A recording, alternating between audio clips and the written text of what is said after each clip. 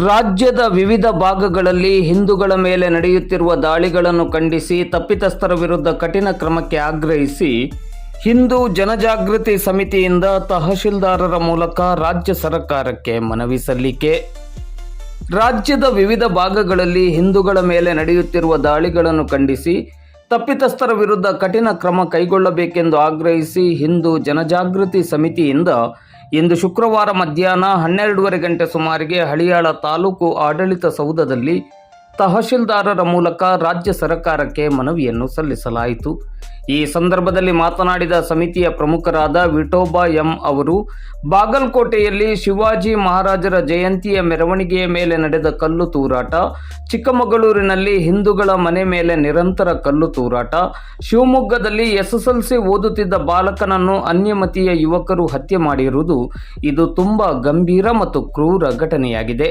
Mobile screen guard ವಿಚಾರದಲ್ಲಿ ನಡೆದ ಗಲಾಟೆ ಕೊನೆಗೆ ಅಂಗಡಿಯವನಿಗೆ ಚಾಕು ಇರಿಯುವ ತನಕ ಹೋಗಿದೆ.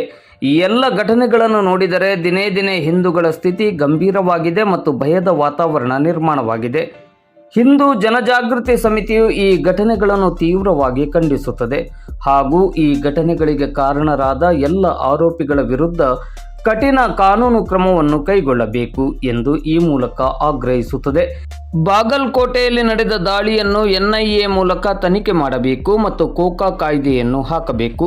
ಹಿಂದೂಗಳ ಮೆರವಣಿಗೆಗಳು ಮತ್ತು ಮನೆಗಳಿಗೆ ಸಮರ್ಪಕ ಪೊಲೀಸ್ ಭದ್ರತೆಯನ್ನು ಒದಗಿಸಬೇಕು.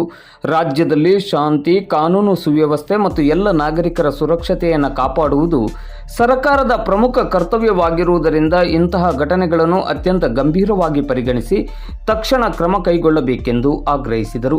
ಈ ಸಂದರ್ಭದಲ್ಲಿ ಸಮಿತಿಯ ಪ್ರಮುಖರಾದ ಪೂಜಾ ರಾಜು ಧೂಳಿ, ವಿಠೋಬಾ ಮಾಲ್ಶೇಖರ್, ಸುಧಾ ಶೆಟ್ಟಿ, ವಿನೋದ್ ಗೆಂಡೆ, ಶಂಕರ್ ಮಸೂರ್ಕರ್, ಹನುಮಂತ್ ಶೇಟ್, ಗಣಪತಿ ಮುಂದೇಕರ್, ಮಂಜುನಾಥ್ ಮೋರೆ, ಪರಶುರಾಮ್ ಗೌಡ, ಕೇಸರ್ಕರ್ ಮತ್ತಿತರರು ಉಪಸ್ಥಿತರಿದ್ದರು.